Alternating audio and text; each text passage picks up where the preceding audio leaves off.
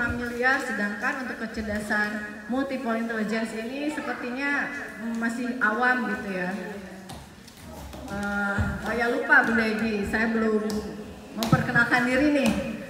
Izin memperkenalkan diri dulu ya Bunda-Bunda.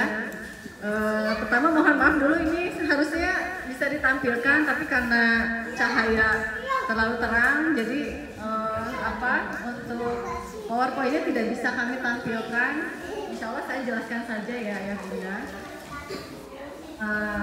Nama saya Lia, saya dari Bandung. Sama seperti Bunda Egi juga dari Bandung, tapi sudah seperti orang Jogja nih Bunda Egi, udah pintar bahasa Jawanya ya Bunda Egi. Kalau saya latar belakangnya, alhamdulillah saya S1 pendidikan di jurusan Pendidikan Anak Usia Dini di Universitas Pendidikan Indonesia. Kemudian setelah itu saya melakukan pengabdian selama 1 tahun di sekolah terpencil di Kabupaten Bandung selama 1 tahun. Lalu dipercaya untuk menjadi tenaga pendidik dan pengelola di playgroup School Universitas Pendidikan Indonesia, di mana teman saya berkuliah juga di sana. Saya juga melanjutkan untuk menjadi tenaga pendidik di TK Salman Al Farisi Bandung. Itu juga merupakan sekolah pelopor pertama di Indonesia untuk sekolah berbasis Islam terpadu gitu. Di sana juga saya 5 tahun lamanya. Jadi ya alhamdulillah setelah itu saya pindah ke Jogja. Karena anak saya homeschooling, saya fokus untuk mendidik anak untuk saat ini dan aktif menjadi anggota jaringan pembelajaran mandiri. Baik, sebelum dimulai mungkin anak-anak yang akan file trip boleh dikondisikan terlebih dahulu. Ya silahkan, kita tunggu ya. Ayo siapa lagi? Ayo, apa mau diajak jalan-jalan? Ya, selamat bersenang-senang. Oh, semangat-semangat ya anak-anaknya ini. Mas Zidan. Sama Bunda ya. Ayo Mas Zidan, seru loh jalan-jalan.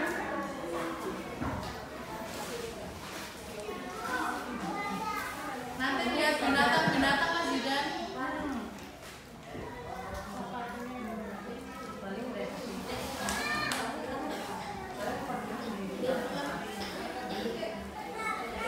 Oke, kita tunggu ya.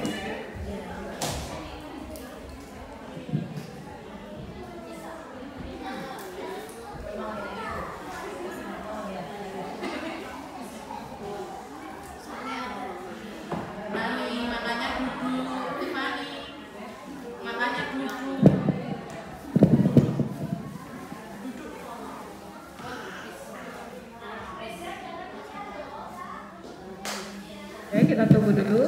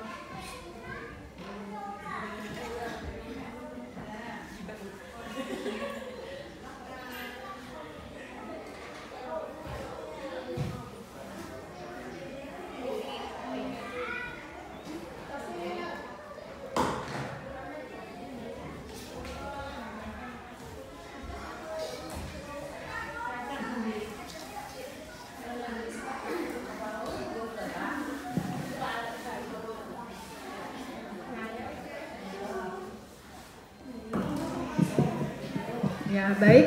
Bagi Bunda yang masih di luar, monggo silakan masuk ke dalam.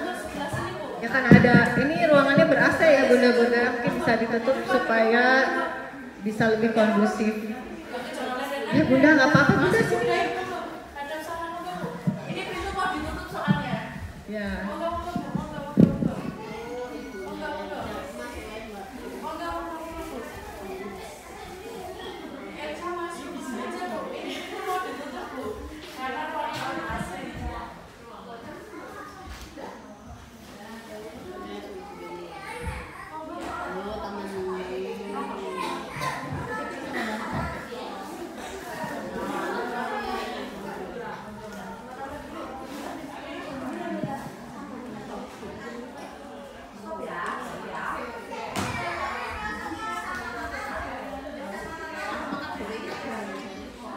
Monggo ayahnya yang mau ikut masuk presentasi untuk parenting ini boleh, silahkan.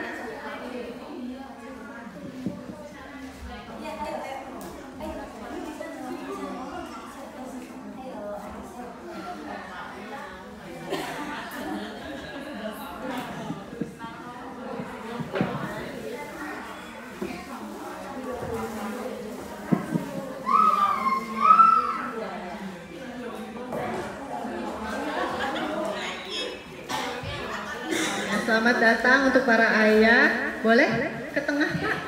Ayah, bunda, ini pintunya mau ditutup. Jadi boleh diberikan ruang.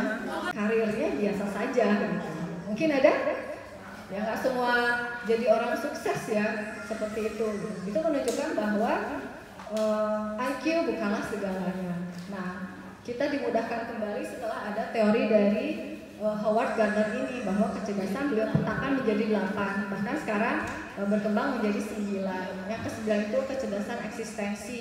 Kalau saya lebih setuju ini menjadi fondasi, karena kecerdasan eksistensi itu atau kecerdasan spiritual itu memang menjadi fitrah setiap manusia gitu.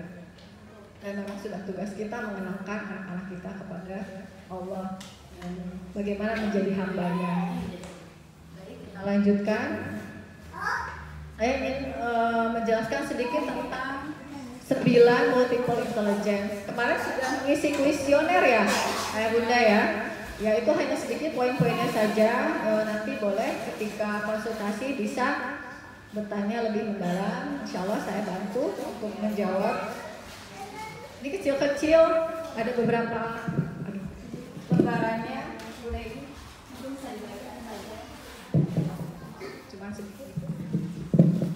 Ini dari ke-9 kecerdasan ini, pertama saya ingin menjelaskan kecerdasan linguistik. Nah, kecerdasan linguistik ini, aku tanya nih, adakah ibu-ibu di sini yang anaknya ceriwis? Ada? Banyak ya? Wah, alhamdulillah kalau begitu. Terus anaknya senang cerita gitu, nggak berhenti kalau cerita? Ada? Alhamdulillah. Senang membaca buku? Ada? Ya, alhamdulillah juga ya. Nah, itu salah satu ciri bahwa anak kita memiliki atau menonjol dari segi kecerdasan linguistiknya. Itu pertama. Anak saya juga begitu. Alhamdulillah. Jadi tadi ya, dia menonjol dari ceriwis, selalu senang bertanya, bahkan susah di stop gitu ya Bunda. Terus dia senang bercerita, membaca buku, tertarik pada huruf-huruf dan angka. Nah, itu bisa dipastikan bahwa anak tertarik dan menonjol kecerdasan linguistiknya. Gitu. Yang kedua yaitu kecerdasan logika matematik. Nah, ini juga ada kecenderungan di anak laki-laki biasanya gitu. Kenapa? Karena otak anak laki-laki itu cenderung berkembang yang sebelah kiri terlebih dahulu. Jadi kematangannya itu agak terlambat.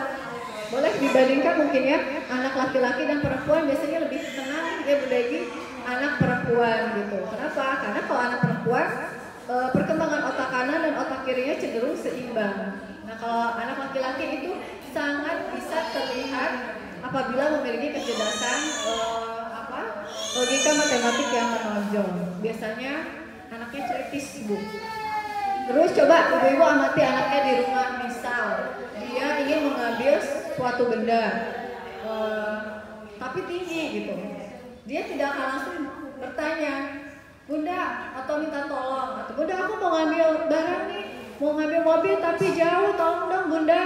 Dia tidak akan melakukan itu terlebih dahulu, tapi dia akan langsung ngambil solusi, ngambil kursi atau mengambil tongkat gitu. Dia kan bisa ngambil mainan tadi yang di atas tadi gitu, seperti itu. Jadi itu adalah salah satu ciri anak yang memiliki kecerdasan logika matematik yang bagus, yang menonjol. Dia sangat problem solving, mudah memecahkan masalah gitu, seperti itu. Kebetulan saya juga laki-laki dan perempuan. Yang pertama perempuan 5 tahun, yang kedua 3 tahun. Yang pertama cenderung ke kecerdasan linguistiknya yang menonjol. Kalau anak kedua itu tadi, selain dia anak laki-laki juga saya bisa melihat dia problem solving yang bagus gitu. Jadi sebelum dia meminta tolong biasanya dia do it something dulu. Jadi dia lakukan dulu apa yang dia inginkan gitu. Nah itu pasti sudah memiliki kemampuan problem solving yang bagus, menonjol ya gitu. Lalu kedua, dia senang permainan yang bentuknya strategi. Misalnya petak umpet, dia tahu harus ngumpetnya tuh kalau ada yang monoton nih, ngumpetnya di situ aja. Nah ini ngumpetnya jauh gitu Bunda. Kalau misalnya di perumahan tuh bisa sampai ke gang sebelah misal, karena dia nggak mau ketahuan, atau tahu-tahu ada di kamar mandi masjid gitu dan ngumpetnya di situ. Nah itu juga bagian dari strategi. Kadang kita bilangnya mainnya jauh-jauh gitu, atau jangan kayak gitu, kasihan ke temennya. Nah itu juga sebetulnya bagian dari anak memiliki kemampuan untuk berstrategi dalam hal permainan. Senang main Rubik. Ada anaknya yang suka main Rubik. Ya itu juga bagian dari kecerdasan logika matematik yang menonjol. Senang bermain angka, kemudian maze itu mencari arah ya, misalnya mencari jalan. Nah, itu juga anak menonjol kecerdasan matematiknya. Jadi senang angka, berhitung, berstrategi, memecahkan masalah. Sederhana, kalau di anak permasalahan ini mesti sederhana ya.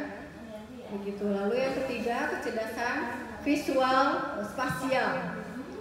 Nah, kecerdasan visual spasial ini bisa terlihat di anak-anak yang senang menggambar. Ada anaknya yang suka menggambar, jadi senang coret-coret gitu ya Bunda ya. Terus senang main balok. Nah, di sekolah alhamdulillah ya Bunda Egi disediakan fasilitasnya, dan juga bermain Lego. Dia senang membangun, terus nanti cerita ke kita, Bun aku bikin sekolah atau bikin pasar. Nah itu juga bagian dari kecerdasan linguistik, kecerdasan visual yang menonjol, spasial yang menonjol gitu.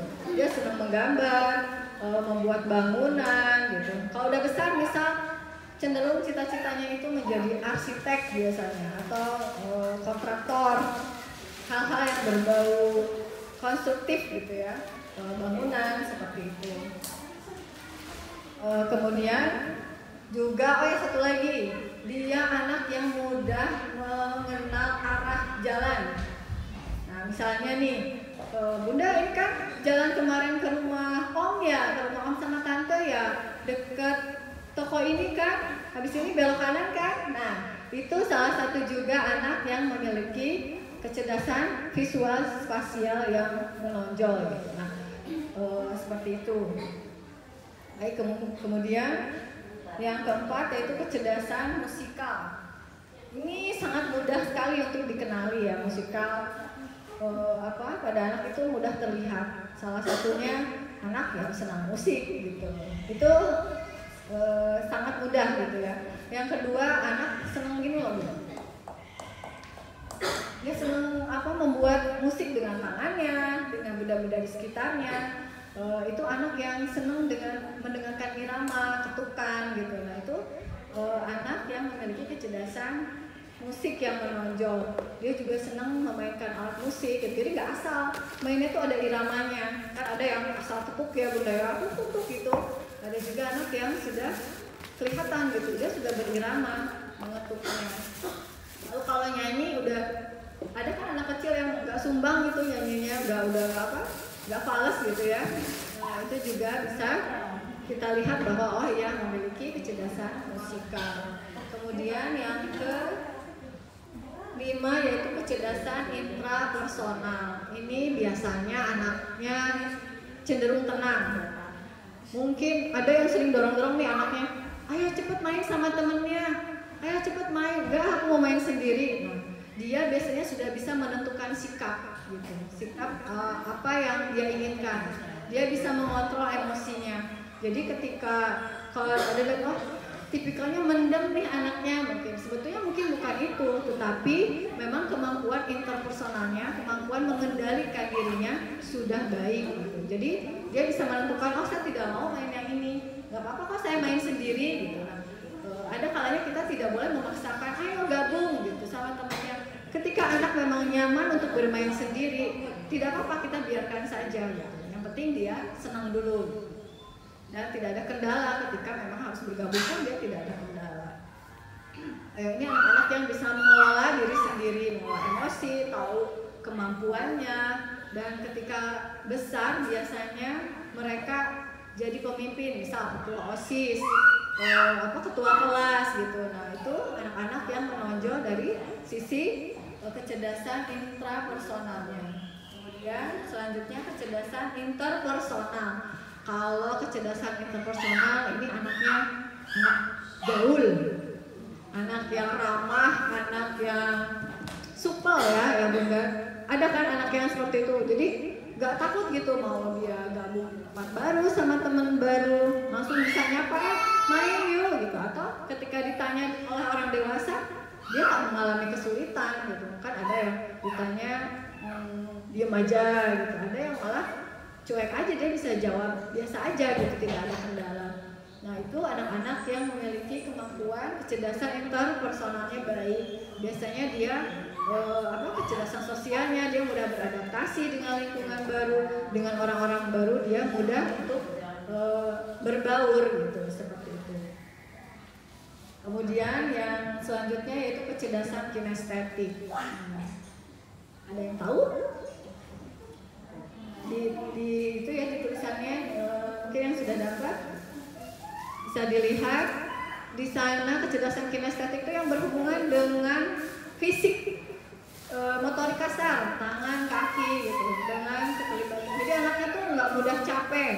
Ada yang anaknya tidurnya jam 11 ada bunda ya, iya jam 11 itu masih wah, kalau nggak dimatiin lampu, kalau nggak orang tuanya masuk kamar dikunci ya bunda ya, itu terus aja mutar sampai pusing bundanya gitu.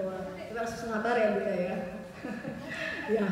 Nah, misalnya anaknya senang naik sepeda, kebut-kebutan, manjat, lari, pokoknya nggak ada capeknya, energinya banyak sekali. Kemudian dia juga terampil ya, jadi tidak hanya sekedar dia senang manjat, lari dan sebagainya, tapi juga terkendali gitu. Gak main tubruk, gak apa gitu. Nah itu anaknya berarti menonjol dari sisi kecerdasan kinestetiknya atau motoriknya, fisiknya kuat gitu ya bunda ya. Kemudian selanjutnya kecerdasan naturalis atau kecerdasan alami. Anak-anak seperti ini saya sendiri termasuk yang kecerdasannya naturalis. Saya senang berada di alam, jadi saya merasa saya sering banget ngajak anak-anak saya karena kebetulan anak saya itu homeschooling, jadi saya selalu jadwalkan tiap hari ada jalan-jalan subuh gitu seperti itu. Kalau enggak saya sempatkan main di sungai, karena di Kaliurang sana sungainya masih jernih-jernih. Kebetulan dekat rumah juga ada sungai, saya sering mengajak ke sana. Selain anak juga belajar menggunakan inderanya, mata, telinga, dan belajar mengenai alam, saya senang sekali gitu mengajak ke sana. Nah, anak-anak yang memiliki kecenderungan kecerdasan naturalis yang menonjol ini, mereka senang alam, kemudian senang binatang. Ada yang megang ayam nggak takut nih, megang ular biasanya nih.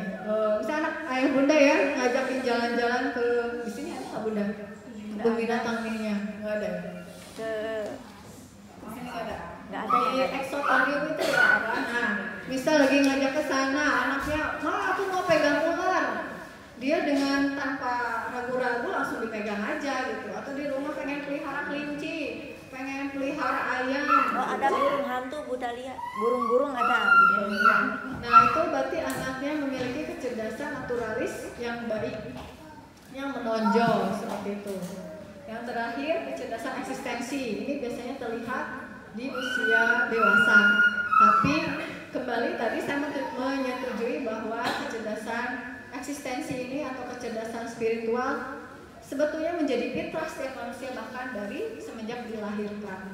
Bahwa kita adalah hamba-hamba Allah yang memiliki tugas, mengemban tugas menjadi khalifah dan beribadah kepada Allah sepanjang hayat ya Bunda. Nah itu kecerdasan, 9 kecerdasan tadi saya paparkan singkat. Nah, lalu pertanyaannya, mengapa sih perlu melatih dan menstimulasi kecerdasan majemuk kepada anak-anak kita nih di usia dini ini? Sebelum kesini saya ingin menunjukkan gambar karena di sini nggak kelihatan. Coba saya tunjukkan ya. Ada yang tahu? Ini gambar siapa? Yang pertama dulu. Masih kenal. Mudah-mudahan nonton TV lah di rumahnya ya. Ada yang tahu? Irfan Hakim. Ah iya, Irfan Hakim. Nih, yang pertama Irfan Hakim. Tadi kan sudah saya paparkan ya, kedengeran ya waktu nggak pakai mikrofon. Tahu ya Bunda ya. Nah, Irfan Hakim ini ada yang tahu? Saya punya hadiah nih. Door prize. Dia memiliki atau kecerdasan apa yang menonjol pada Irfan Hakim? Naturalis. Naturalis. Ya benar. Ini Bu Dahlia, Peci, biar rajin ngaji. Ada satu lagi dari saya. Ada ibunya dari tadi saya lihat semangat sekali. Saya punya buku. Ini anak saya buku. Anaknya laki-laki perempuan Bu? Cowok laki. Cowok ya. Door prize Gun. Saya bagi-bagi buku Bunda. Soalnya apa ya? Saya membiasakan bahwa anak itu harus kenal dengan buku. Bahkan dari bayi saya ajarkan, saya kenalkan buku gitu. Insya Allah ini anak saya semalaman tuh bisa baca semuanya gitu. Dia baca sendiri. Buku ini kebetulan dia memang menonjolnya di kecerdasan linguistiknya, dan usia 5 tahun dia sudah bisa baca bahasa Inggris, teks bahasa Inggris dengan baik tanpa saya paksa.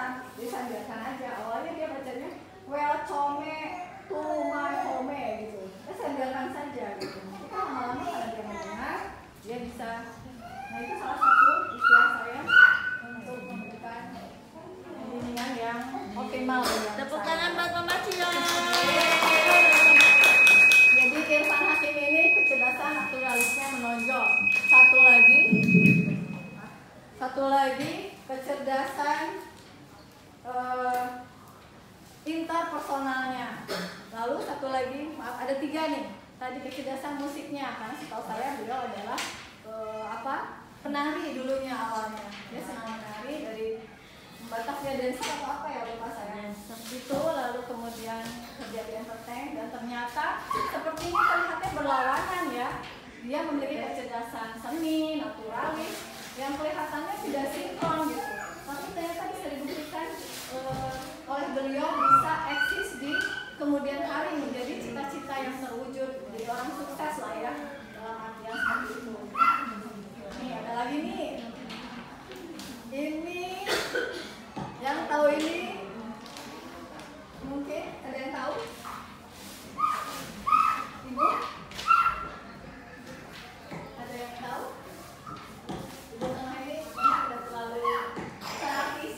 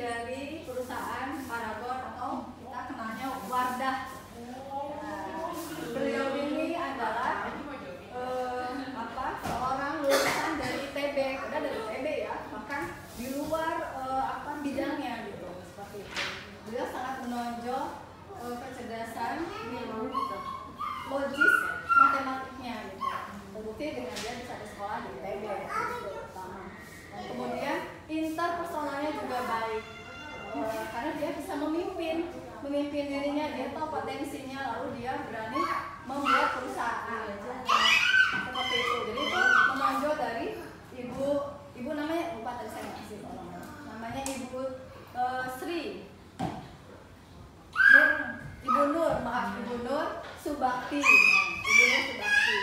Yang ketiga pasti tahu nih. Ayo ada hadiahnya loh Bunda ya. Ridwan Kamil. Ibu tahu nggak kecerdasan apa yang menonjol dari Ridwan Kamil? Kira-kira apa? Nah ya betul. Itu sama apa lagi? Siapa lagi ada? Visual spasial. Apa? Visual spasial. Visual spasialnya betul. Visual spasialnya Bunda kasih door prize-nya Bunda. Ini yang buat Yang mana? perempuan, ini yang putih-putih. Ini. Nah, ya. Ini Bunda, siapa namanya Bunda? Vika. Bunda Vika, anak laki atau perempuan? Cewek. Oh cewek. Sama Salyo. Ini peci. Biar rajin ngaji tambahkan. Ini Bunda tadi juga. Cowok lagi ya. Oke. Nah, oke. Alhamdulillah ya, bunda-bunda sedikit banyak sudah bisa mengidentifikasi kecerdasan apa saja sih yang menonjol. Itu tadi maksud saya memperlihatkan ini pengen tahu nih bunda-bunda sudah mulai terbayang untuk nanti diterapkan di anak-anaknya, mungkin untuk mengenali anak-anaknya.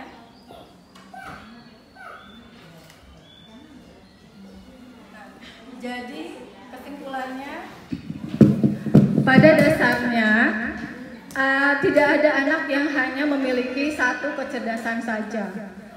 Semua Allah bekali kecerdasan yang beragam gitu. Nah, jadi tidak mungkin hanya kinestetik saja misalnya. Seperti Ronaldo dia tidak mungkin hanya memiliki kecerdasan kinestetik saja tanpa memiliki kecerdasan visual spasial tadi yang Bunda katakan seperti itu. Karena kan selain bisa menendang, fisiknya harus kuat, dia juga harus bisa menentukan kemana arah bola. Jadi akhirnya bisa gol seperti itu kan tidak mungkin hanya kecerdasan kinestetik saja. Dia harus memperkirakan juga gitu arah bolanya kemana, lalu kemana dia menendangnya seperti itu. Nah, apakah ini bisa tiba-tiba menonjol sedemikian rupa? Mungkin Irfan Hakim, Ibu Nur Subakti tadi, dan Ridwan Kamil termasuk orang-orang yang beruntung ya, diberikan kelebihan lalu kemudian bisa mengoptimalkannya di kemudian hari. Nah, bagaimana dengan kita gitu? Karena ada juga penelitian yang menjelaskan bahwa banyak anak-anak SMA di Indonesia itu yang masih bingung nanti ketika kuliah akan mengambil jurusan apa. Dia masih bingung gitu, dan saya rasa itu sampai hari ini masih terjadi gitu. Lu ngambil jurusan apa ya? Akhirnya mikirnya yang gampang kerja gitu. Dan sedangkan pendidikan di Finland, di Jepang, anak-anak itu sudah bisa menentukan arah cita-citanya itu dari usia SMP atau usia 15 tahun. Bahkan sebelumnya gitu ya, 12 tahun itu mereka sudah bisa menentukan, oh nanti aku mau jadi ilmuwan, nanti aku mau jadi ini. Kenapa? Ya kita tidak bisa membandingkan ya dengan diri kita gitu. Tapi kita bisa mengoptimalkan itu, bisa mengikhtiarkan itu. Alhamdulillah bunda-bunda di sini akhirnya bisa menambah wawasan baru, bisa mengikhtiarkan lebih optimal lagi dalam membimbing anak-anak kita nantinya akan diarahkan kemana. Jadi semakin bervariasi stimulasi yang kita berikan ke anak-anak, semakin sering diberikan. Alhamdulillah di sekolah saya yakin Bunda Egi dan juga guru-guru di Fisku berusaha semaksimal mungkin memberikan fasilitas ya untuk mengembangkan aspek-aspek kecerdasan tadi gitu. Mulai dari permainannya, pembelajarannya, dan juga simulasi lainnya. Nah, kalau di sekolah kan berulang, lalu terukur, terarah. Nah, bagaimana ketika kita di rumah nih gitu? Orang tua kan sepertinya tidak tertulis ya, dan banyak lupa gitu. Harusnya bagaimana sih untuk mengembangkan tadi sebagai bekalan awal tadi ya sudah saya paparkan kecerdasan-kecerdasan, 9 kecerdasan tadi. Nah, bagaimana orang tua bisa membantu anak-anaknya di rumah? Pertama, amati, Bunda. Amati anak kita di rumah. Jangan dibiarkan bermain sendiri. Walaupun bermain sendiri sebetulnya kita bisa mengamati. Itu termasuk salah satu kita belajar bisa di mana saja, belajar bisa kapan saja. Nah itu kita amati anak kita ketika main, kayaknya si Ade senangnya main mobil-mobilan, lalu dia senang menyusun bangunan. Kayaknya dia menonjol di kecerdasan spasialnya, gitu. Seperti itu. Nah kita bisa fasilitasi di rumah dengan apa? Main bersama ayah bunda. Itu salah satu quality time, kesempatan yang Allah berikan ke kita. Salah satunya yaitu berikan kesempatan untuk bermain bersama anak, bermain yang bermakna tentunya. Ajak anak main bersama, tanya anaknya, kakak lagi main apa? Ada lagi main apa? Oh aku lagi bikin bangunan bunda kayak gini. Nah, dari sana kita bisa dapat ide. Bagaimana kalau kita tambah? Ada mau bikin apa lagi? Nah itu juga termasuk stimulasi yang bagus gitu untuk anak-anak kita. Jadi anak kita dipancing untuk membuat lagi hal yang baru, diberi dorongan ide. Nanti idenya muncul tuh ayah bunda. Lain kalau misalnya anak main sendiri tanpa kita tanya, ada lagi apa? Lagi main pun, ya aja. Masak lagi gitu misalnya. Nah itu akan lain halnya dengan orang tua yang ikut mendampingi. Itu tidak lama ya bunda, paling 10-20 menit lah gitu. Kita bermain asal fokus membimbing, menemani, insya Allah akan terlihat hasilnya. Tidak perlu lama, di situ bunda bisa aktivitas kembali untuk mengerjakan pekerjaan rumah, itu sangat bisa. Jadi pertama amati, kemudian fasilitasi dengan mengajak bermain bersama, tanya, berkomunikasi, lalu beri ide-ide. Ayo deh kita bikin apa lagi? Kita sampai situ saja, nanti biar anak yang mengembangkan sendiri. Seperti itu. Yang kedua, fokus pada kelebihan. Ini sering terjadi ketika kita melihat anak kita bersawah di rapot nih. Kayaknya kecerdasan matematiknya masih kurang gitu, belum bisa berhitung. Ayo deh sekarang belajar berhitung. Kita atai dengan kelebihannya, biarilah karena dia sudah bisa, untuk hal yang lain diabaikan saja gitu. Yang penting udah bisa. Ini kita fokus ke yang nggak bisa. Itu benar, tapi tidak menyampingkan kelebihannya tadi gitu. Seperti itu. Jadi kelebihannya tetap kita fasilitasi. Kalau saya gitu, saya melihat anak saya tadi ya menonjolnya di kecerdasan linguistiknya. Saya tetap gitu memberikan tiap hari itu rutin, setiap malam dibacakan buku, kemudian pagi-paginya dia baca buku sendiri. Setelah itu saya meminta dia untuk bercerita gitu, seperti itu. Itu tetap rutin saya lakukan walaupun kemampuannya sudah ada, dia sudah bisa baca usia 4 tahun tanpa dipaksa ya, itu memang keinginannya. Seperti itu.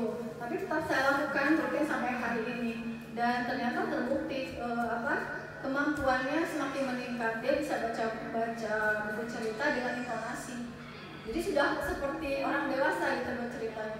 Wow, coba lihat kelinci di sana ada rumah kura-kura. Gitu. Jadi sudah ada intonasinya. Bahkan dia bisa bercerita ke adiknya dengan cara seperti itu.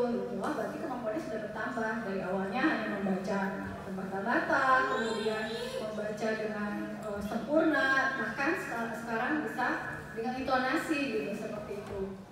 Jadi jangan berhenti ya baik bunda, fokuskan terus untuk memberikan stimulasi. Nah setelah itu saya juga masukkan anak saya les. Itu juga saya libatkan anak saya gitu. Saya tanya, awalnya saya leskan berenang, tapi itu hanya bertahan, alhamdulillah hanya bertahan 3 bulan. Habis itu mogok, dia nggak mau lagi. Nah, tapi saya tidak menyerah karena saya tahu anak saya tidak begitu tertarik hal yang bentuknya kinestetik, kecerdasan kinestetik. Tapi dia main sepeda sudah bisa gitu ya. Nah, untuk berenang ini saya pengen karena itu kan bagus ya gitu. Jadi saya tidak menyerah walaupun dia tidak mau, akhirnya saya berhentikan lesnya, tapi tetap saya jadwalkan 1 minggu sekali dia berenang sama anak saya gitu. Untuk lebih ke tujuannya untuk sehat aja gitu, tapi tetap saya lakukan. Nah untuk kecerdasan bahasanya tadi saya naikkan lagi levelnya. Saya tanya anak saya karena dia udah usia 5 tahun sudah bisa saya lepas di sekolah gitu ya, sekolah yang hanya les saja, waktunya hanya 1 jam. Saya cari nih tempat les alhamdulillah dapat yang cocok dengan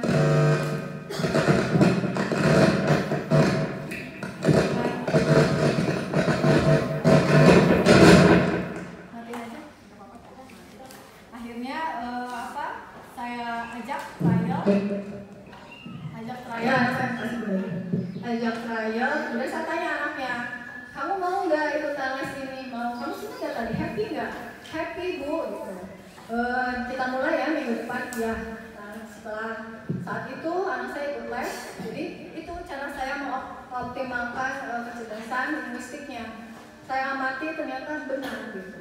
Ternyata benar setelah saya ajak diskusi, saya fokus untuk mengembangkan kecerdasan yang menonjol di anak saya.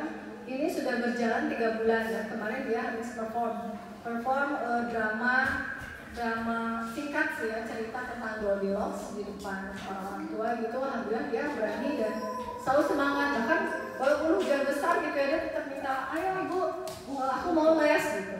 Nah itu salah satunya lagi ya Bunda. Jadi fokus kepada kelebihan anak-anak kita gitu, seperti itu. Lalu kembangkan kecerdasan tadi sesuai dengan minat anaknya. Selanjutnya, dengarkan pendapat anak. Ini masih jarang loh. Ya, udah senyum-senyum nih. Suka dengerin nggak anaknya kalau berpendapat yang udahlah, diam dulu. Kamu tahu apa sih gitu, ya kan? Tapi ada baiknya juga kita dengarkan ya, biar ayah gitu. Bahkan harus ditanya. Kalau saya biasanya merutinkan bercerita itu malam, jadi santai ketika pillow talk gitu di kasur tuh saya tanya, Kak gimana lesnya, happy nggak? Tadi main apa aja? Kalau anak senang, dia ceritanya bisa kelihatan lah, antusias gitu. Dia ceritanya, wah tadi aku temennya ini, lalu tadi sama missnya belajar ini. Terus dia ulangi tuh drama seperti di kelas tadi, dia ikuti gitu. Oh berarti dia memang senang. Terus saya tanya lagi, kakak masih mau terus les di sini? Iya bunda, ya ibu aku senang, dia bilang gitu. Nah dari kita bertanya ke anak tuh kita jadi tahu, oh iya betul. Jadi lebih memvalidasi gitu ya, lebih memvalidasi apa sih yang anak kita inginkan. Nah selain itu manfaatnya juga anak merasa dihargai. Kadang kan kita anak kecil apa sih gitu ya. Nah jangan ayah bunda. Anak kita juga punya hak untuk mengungkapkan pendapatnya. Jadi kita juga bisa tahu keinginannya gitu. Baik, kita lanjutkan. Yang keempat, jangan dipaksa. Nih, kadang ada dipaksa. Saya juga sempat maksa ya. Waktu les berenang itu saya sempat ngotot tuh sayang gitu, karena dia udah ke gerakan gaya punggung gitu. Gurunya juga bilang sayang kalau berhenti nanti balik lagi. Tapi setelah saya diskusi dengan suami, kayaknya berhenti aja dulu deh gitu, anaknya belum siap daripada nanti trauma gitu. Jadi saya berhentikan dan ya kembali tadi gitu. Jadi kunci dari belajar itu anak harus senang. Belajar bermakna itu anak harus happy. Itu pasti berkesan, itu pasti melekat pada dirinya bahkan sampai dewasa. Itu pasti diingat. Nah, udah juga kan kalau waktu kecil misal punya pengalaman yang menyenangkan tuh pasti sampai sekarang diingat gitu. Nah termasuk ini. Jadi kuncinya jangan dipaksa gitu. Walaupun anak kita kecerdasannya di situ menonjolnya, saya sempat bertanya kepada anak saya, mana happy nggak les bahasa Inggrisnya gitu. Bisa jadi nih, memang kecerdasannya sesuai, dileskannya sesuai bahasa Inggris, tapi lingkungan di kelasnya dia tidak suka, kan bisa jadi dulu seperti itu. Nah, kalau misalnya kita bertanya kan kita jadi tahu gitu, tidak memaksakan juga ke anak. Kita bisa cari alternatif lain, sekolah lain, atau cara belajar yang lain. Yang kelima yaitu tadi ya, keseluruhannya, bahwa kuncinya ketika belajar anak harus senang, itu harus happy gitu, anak harus happy. Jadi untuk mengembangkan kecerdasan majemuk atau multiple intelligence ini tadi ada 5 ya bunda. Pertama apa tadi pertama? Amati anak-anak kita. Apa sih kecerdasan yang menonjol di anak kita? Nah lalu ajak bermain bersama, quality time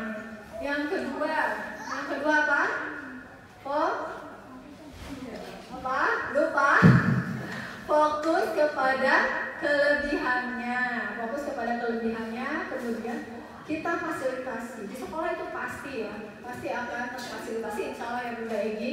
Tinggal tugas kita orang tua di rumah. Tuh. Kedua, fokus pada kelebihannya, fasilitasi. Yang ketiga, dengarkan pendapat anak.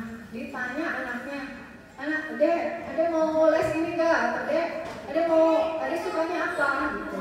Itu selain kita jadi tahu anak sukanya apa, itu juga membuat anak menjadi percaya diri bahwa saya diakui loh.